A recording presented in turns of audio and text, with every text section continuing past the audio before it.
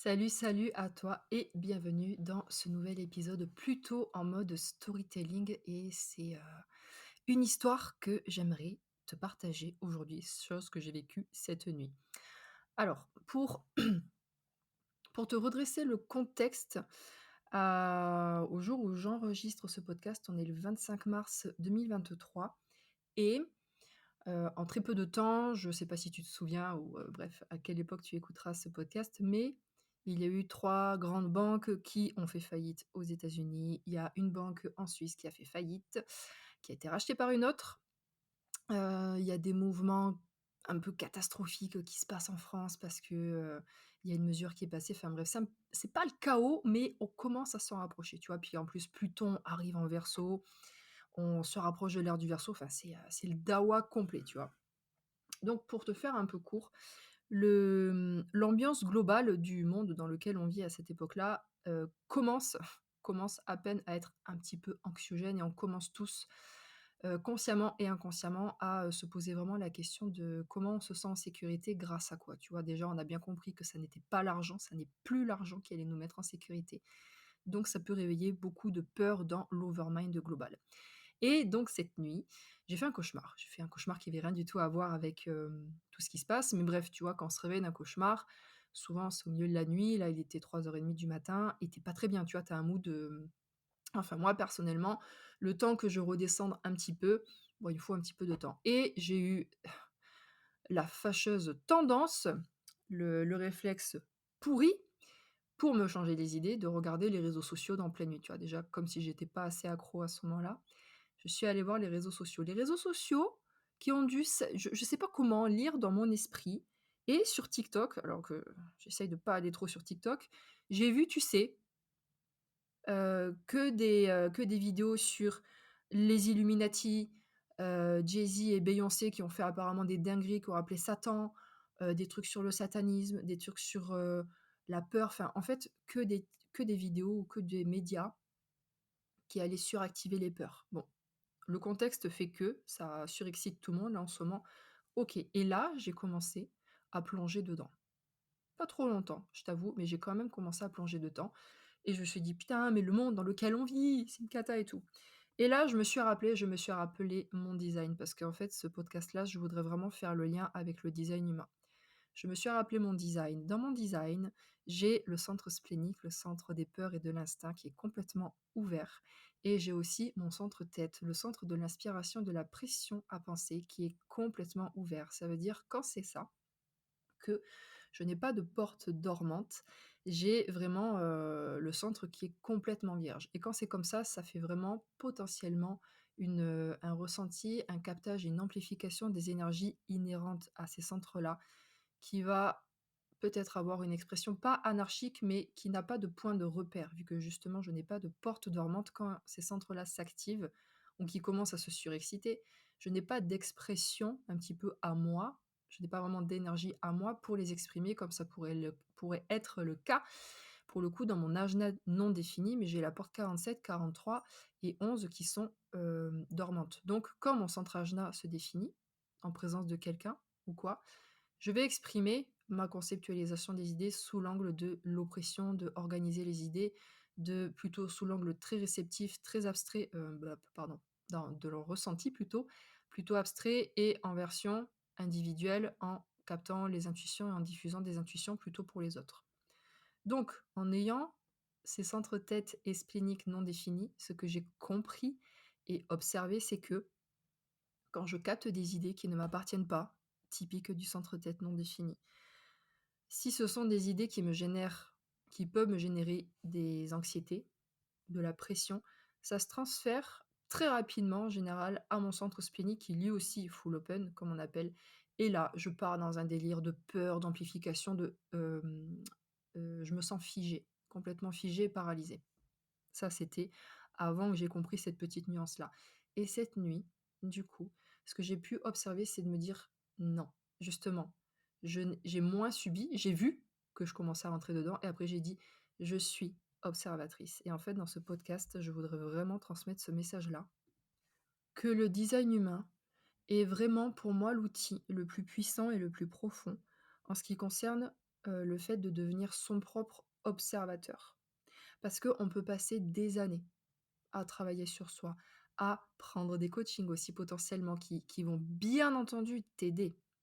Mais le focus précis, parce que moi je suis quelqu'un qui aime bien avoir des choses assez précises à analyser et un focus, à mettre dessus, parce que j'ai quelques flèches à gauche aussi quand même dans mes variables. Mais là, je sais. En fait, je sais. Attends, attends. Au fur et à mesure, quand, j'apprends à observer mon design, attends, si il y a une, pensée, une idée, une inspiration qui est en train de m'exciter, mais pas dans le bon sens, je sais que ça va potentiellement me générer des anxiétés dans mon centre ajna, activer mon splénique full open et on le sait aussi très bien, ce sont souvent les centres non définis, les centres blancs qui gueulent le plus fort, qui obstruent en fait, qui camouflent tous les centres qui sont définis chez nous, qui sont plutôt fixes, constants et fiables et dans ce cas-là, souvent, en général aussi, ça étouffe notre autorité intérieure en termes de design humain. Donc ce que j'ai pu voir cette nuit et ce que, je me remercie en fait tous les jours, je me félicite presque tous les jours d'avoir, bah, acquis en fait un petit peu cette finesse, même si bien entendu, ça va évoluer toujours et encore. C'est de savoir repérer et observer et ça, que tu sois entrepreneur, salarié en fait, peu importe, mais surtout aussi des fois je me dis chef d'entreprise, investisseur qui génère des gros capitaux, hem je me dis de comprendre ce fonctionnement-là, c'est quand même assez puissant chez n'importe qui d'autre parce que ça teinte quasiment tout, ça teinte principalement ton mindset et si tu sais toucher, si tu sais, j'allais dire pas forcément maîtriser, mais si tu sais apprendre à observer quels sont tes déclencheurs de tes autosaboteurs, de ton non-soi mental en design humain,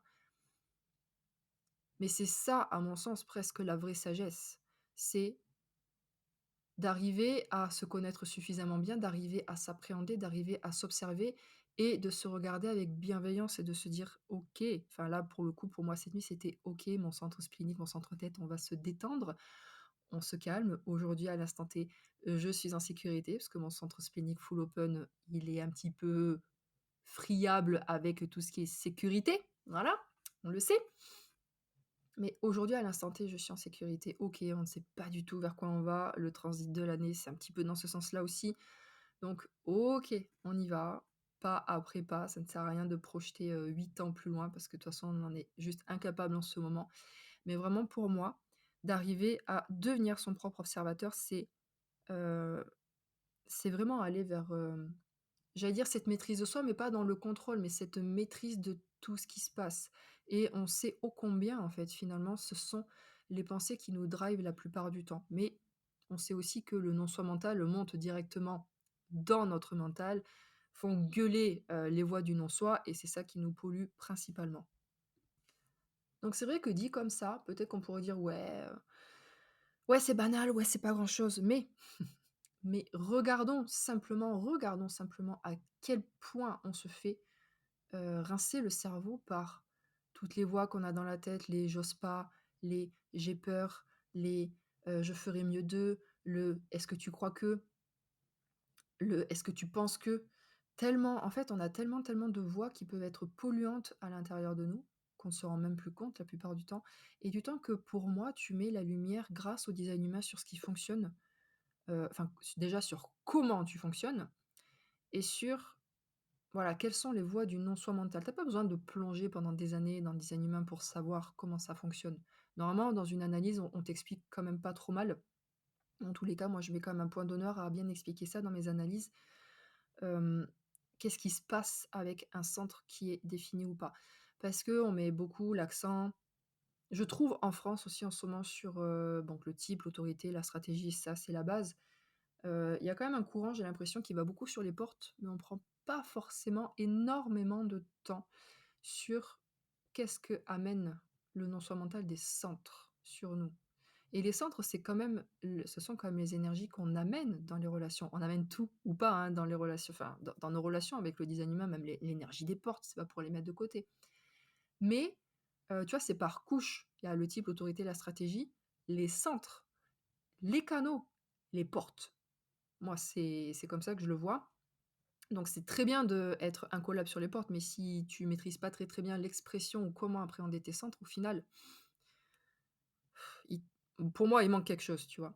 Donc c'est vraiment pour moi, c'est ce qui m'a apporté le plus, de compréhension et ce que j'étudie encore, hein, et je constate et j'expérimente aussi au jour le jour en tant que ligne 3, c'est vraiment ce que me disent ces centres-là, les voies du non-soi mental et d'apprendre, de voir quand je tombe dedans, quand je deviens donc, passive un petit peu, le mot victime, il est un peu fort, mais, inconsciente de ce qu'il se passe versus je deviens consciente de ce qu'il se passe. Je deviens consciente de: «OK, ça c'est plutôt mon splénique. OK, ça c'est plutôt ma tête. Là, c'est plutôt mon ajna. Là, c'est plutôt mon sacral et ma racine». Donc vraiment apprendre à repérer ça, à naviguer avec ça. Ça te permettra vraiment de prendre tes propres repères à l'intérieur de toi et je trouve que justement, vu le contexte actuel mondial qui est en train de se passer, on n'a plus de comment dire? De, presque de moins en moins d'accroches extérieures. Donc là, ça nous active tous beaucoup parce qu'on a beaucoup d'entre nous, moi la première jusqu'à il y a pas très longtemps et encore que, voilà, on met énormément notre pouvoir à l'extérieur. En ce moment, le monde, il est en train de péter un plomb, pas d'autre mot. Donc on comprend bien que le support extérieur, il devient de plus en plus flou. Donc on est forcément amené à revenir vers nous profondément et pour moi, le design humain, c'est ce qui m'apporte le plus de réconfort en ce moment parce qu'il y a un support. Il y a un support et je comprends et comme le dirait, mon prof, en design humain, Jacques Chapoutot: «La compréhension guérit» et c'est pas des blagues, c'est vraiment pas des blagues, c'est en comprenant vraiment notre fonctionnement profond. C'est là que on va lever beaucoup de voiles et d'incertitudes sur, bah, qui on est tout simplement et aujourd'hui, bah, ça fait encore plus sens vu tout ce qu'il se passe. Voilà, c'était une petite histoire storytelling, ce sera un podcast très court pour une fois. J'espère qu'il vous aura plu et bah, surtout partagez-moi en commentaire, ce que ça vous a évoqué, si vous vivez les mêmes choses et bah, comment aussi et surtout vous vivez vos centres non définis, vos centres ouverts et bah, si vous arrivez à être de plus en plus observateur et observatrice de ce qui se passe à l'intérieur de vous. Je vous remercie pour votre écoute et je vous dis à très bientôt.